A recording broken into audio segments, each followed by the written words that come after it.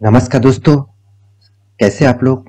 Stock market studies में फिर से एक बार आपको स्वागत है। तो आज यहाँ पे मैं बात करूंगा एक स्पॉन्ज आयरन स्टील कंपनी के बारे में। देखिए, स्टील इंडस्ट्रीज में बहुत सारे अलग अलग कंपनीज होते हैं जिनमें अलग अलग सेक्टर होते हैं।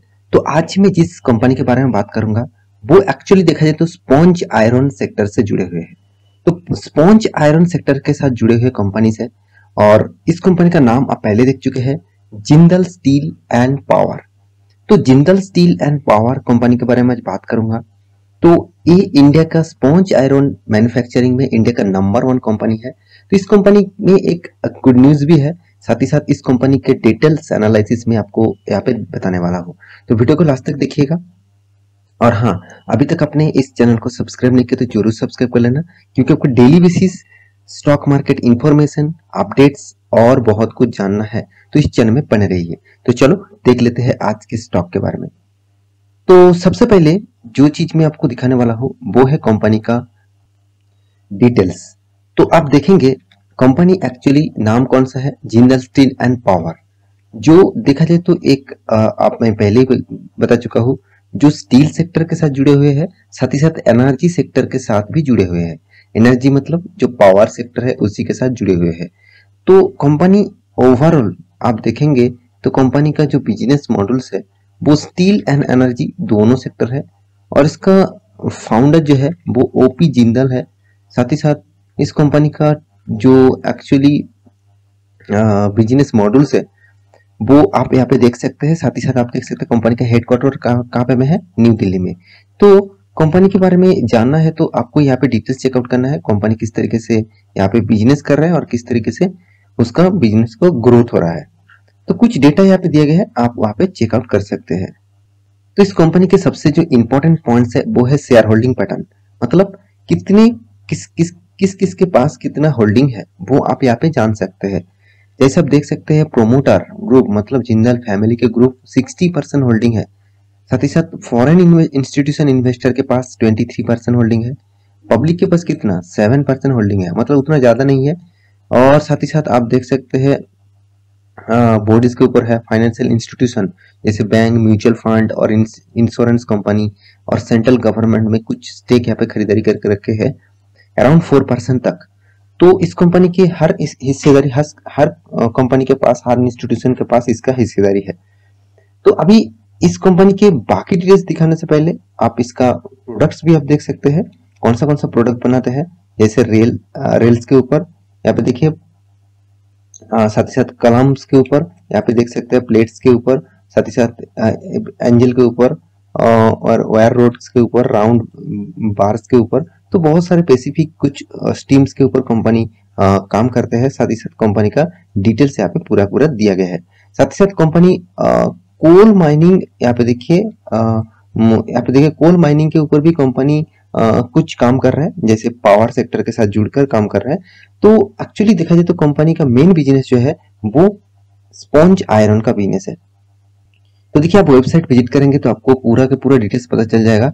आप देख सकते हैं कंपनी किस किस फील्ड में है, एक्चुअली आयरन सेक्टर्स के ऊपर भी है। साथ ही साथ यहाँ पे आप देख सकते हैं पावर सेक्टर के ऊपर भी है, जिन्हें मतलब माइनिंग सेक्टर के ऊपर भी कंपनी काम करते हैं। तो कुछ स्टील इंडस्ट्रीज में स्पॉन्ज आयरन स्टील, तो इस तरीके से प्रोडक्शन के ऊपर कंपनी काम करते हैं। तो कंपनी की और एक चीज आपको मैं बता दूं, जो कंपनी आप देख सकते हैं इस कंपनी का टोटल जो कैपेसिटीज है वो यहाँ पे देखिए 8.6 मिलियन टन स्टील प्रोड्यूस कर चुके हैं 2020 के हिसाब से।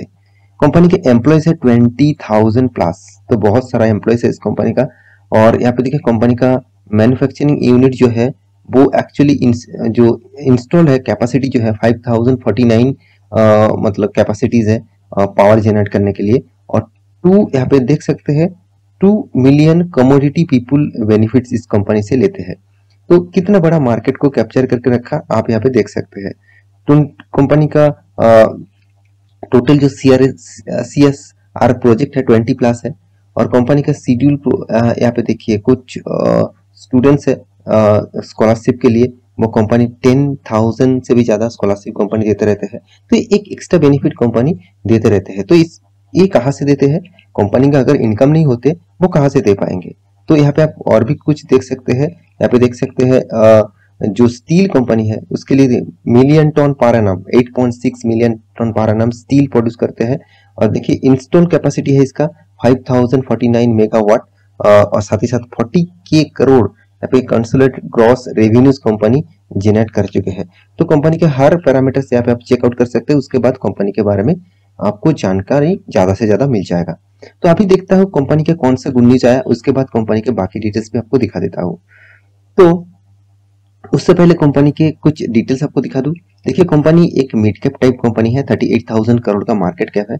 इस कंपनी का एक चीज मुझे अच्छा लगा, जो है इस कंपनी का रिटर्न ऑफ कैपिटल एम्प्लॉयड। देखिए रिटर्न ऑफ कैपिटल एम्प्लॉयड में जरूर यहाँ पे मार्किंग करूंगा, क्योंकि इस कंपनी का कर्जा है 13,000 करोड़ का कर्जा है, अराउंड 0.38% का डेप्थ ऑफ इक्विटी है। इसका मतलब समझ लीजिए कंपनी का जो जिस कंपनी के ऊपर कर्जा है, आपको उस कंपनी का रिटर्न ऑफ कैपिटल एम्प्लॉयड देखना होगा, क्योंकि एडजस्टमेंट होकर रिटर्न ऑफ कैपिटल एम्प्लॉयड में ही जाते हैं।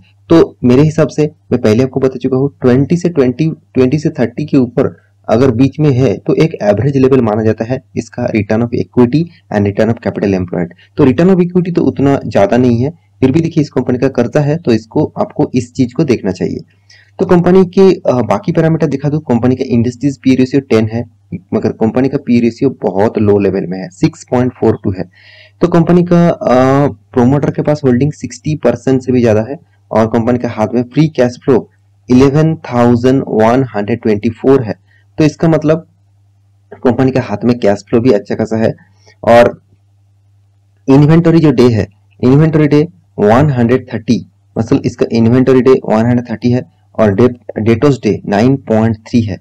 तो मतलब कंपनी में कितना जल्द से जल्द कंपनी के हाथ में पैसा आ रहा है वो भी बहुत इंपॉर्टेंट है। 9 दिनों के अंदर कंपनी के हाथ में पैसा आ रहा है माल बेचने के बाद, और कंपनी को प्रोडक्शन करने के लिए 130 डेज लग रहा है, मतलब कुछ ज्यादा टाइम पीरियड लग रहा है। साथ ही साथ कंपनी के टोटल डेटोस जो डे है वो 9.03 है, मतलब कंपनी कम दिनों में उसको यहाँ पे लेके आ रहा है, मतलब हाथ में पैसा जल्द से जल्द आ रहा है। ये सबसे बड़ी इंपॉर्टेंट पॉइंट्स होते हैं।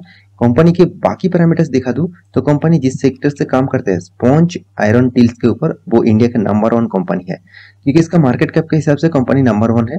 कंपनी का प्रॉफिट अर्निंग रेशियो देखेंगे तो कंपनी ने पहले तो लॉस करता था छोटा मोटा, उसके बाद कंटिन्यूअसली कंपनी प्रॉफिट किया।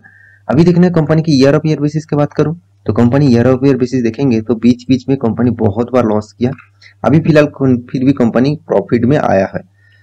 तो जिस कंपनी का परफॉर्मेंस अभी भी पॉजिटिविटी नेगेटिविटी इस तरीके से चल रहा है, तो थोड़ा सा आपको इस तरीके से कंपनी के ऊपर संभल के खेलना चाहिए। तो देखिए कंपनी में खराबी में जरूर नहीं कहूंगा, कंपनी में sales growth, profit growth, return of equity, साथ ही साथ रिटर्न ऑफ रेशियोज, मतलब परसेंटेज के हिसाब से 5 साल 10 साल में ही 5 साल 3 साल में ही अच्छा खासा रिटर्न मिला आपको, 10 साल 1 साल में उतना खास रिटर्न नहीं मिला। तो कंपनी के देखिए रिजर्व के बारे में बात करें तो कंपनी का रिजर्व हमेशा ग्रोथ होना चाहिए, रिजर्व साथ ही साथ शेयर कैपिटल भी ग्रोथ होना चाहिए। शेयर कैपिटल तो चलो ठीक ठाक ग्रोथ हो रहा है, मगर रिजर्व के बारे में बात करूं तो कभी बीच में ज्यादा हो जाता है, कभी बीच में कम हो जाता है। तो इस तरीके से अप्स एंड डाउन लेकर कंपनी का रिजर्व चल रहा है। तो इसमें थोड़ा सा नेगेटिव पॉइंट जरूर आप ऐड कर लेना। जिस कंपनी का रिजर्व नहीं बढ़ रहा है उस कंपनी में तो कुछ ना कुछ तो मतलब थोड़ा सा नेगेटिव पॉइंट तो हो भी सकता है। तो कंपनी के ऊपर जो इंस्टीट्यूशन का हिस्सेदारी है मैं पहले ही बता चुका हूँ। यहाँ पे इंस्टीट्यूशन के पास देखिए एफआईएस के पास कितना 9% होल्डिंग है, डीएस के पास कितना 17% होल्डिंग है, पब्लिक के पास कितना 12% और प्रोमोटर के पास 60%। ओवरऑल बात करूं हर किसी के पास इसका हिस्सेदारी है। तो अभी जो गुड न्यूज है इस कंपनी के बारे में वो चलो वो भी दिखा देता हूँ। वो द इकोनॉमी टाइम्स के ऊपर मैं आ चुका हूँ। तो इस कंपनी के ऊपर एक बहुत बड़ा गुड न्यूज है। क्या गवर्नमेंट ने एक अनाउंसमेंट कर दिया था कि जितने सारे स्टील है वो उसको इंपोर्ट करने के लिए उसको इंपोर्ट ड्यूटी देना पड़ेगा।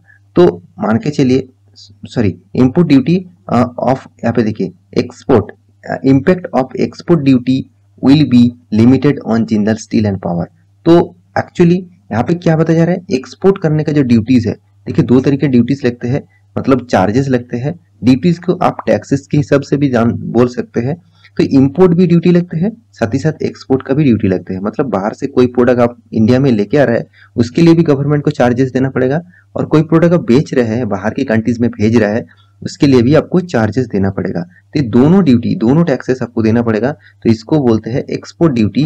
जो एक्सपोर्ट ड्यूटी के हिसाब से जो गवर्नमेंट ने एक रेस्ट्रिक्शन लेके आया था, तो यहाँ पे जिंदल स्टील एंड पावर के ऊपर देखा जाए तो लिमिटेड यहाँ पे रखा गया है। इसका मतलब ज्यादा आपको उस कंपनी को एक्सपोर्ट ड्यूटी देना नहीं पड़ेगा। तो मेरे हिसाब से ये एक पॉजिटिव साइन है कोई भी कंपनी के लिए। अगर उसको कम एक्सपोर्ट ड्यूटी देकर माल बेचना पड़े तो आप खुद ही सोच लीजिए, आपको ज्यादा टैक्स, कम टैक्स देकर आप अगर माल बेचेंगे तो आपका ही फायदा होगा ना। तो यहाँ पे उसी चीज को देखने को मिला। तो आशा करता हूँ इस कंपनी के सारे इन्फॉर्मेशन आपके सामने क्लियर हो चुके हैं। मैं सिर्फ एक ही कहूंगा इस कंपनी के बारे में, कंपनी में खराबी नहीं है, मगर बहुत ज्यादा वोलाटिलिटी इस कंपनी के ऊपर मुझे दिखते हैं। तो आप इस तरीके से वोलाटिलिटी झेल सकते हैं तो आप इस कंपनी के ऊपर कंटिन्यू करिए, नहीं तो आप अवॉइड कर सकते हैं। तो आशा करता हूँ सारी जानकारी आपको मिल चुका है। मेरे वीडियो कैसा लगा कमेंट जरूर करना, और इसी तरीके से वीडियो पाने के लिए चैनल को सब्सक्राइब भी करना। मिलते हैं नेक्स्ट स्टॉक लेके, तब तक के लिए अच्छे से रहिए, अपने ख्याल रखिए, बाय बाय।